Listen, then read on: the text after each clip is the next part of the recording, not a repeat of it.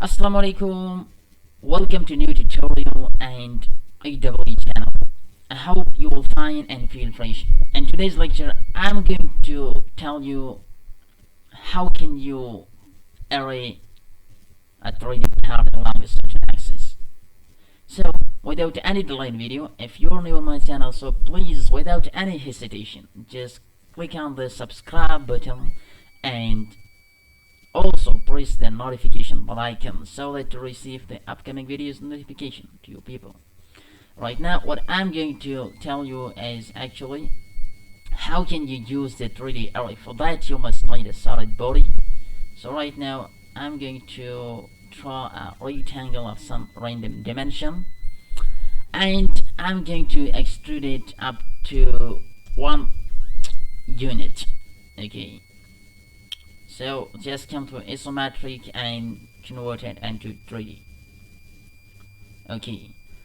Right now, if you don't have this ribbon, so just click on the ribbon, right click, and just come to modeling.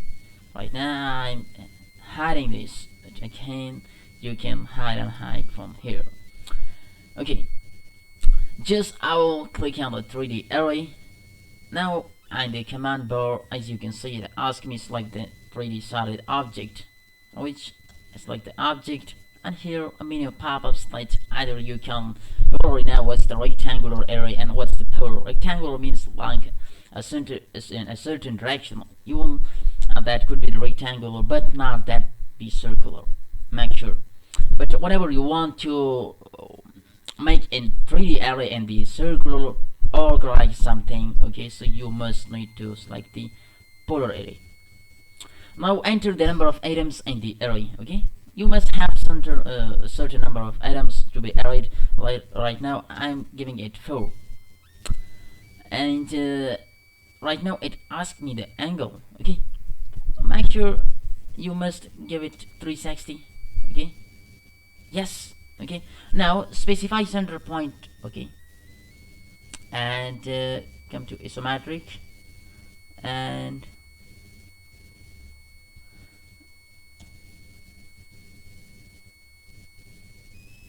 okay,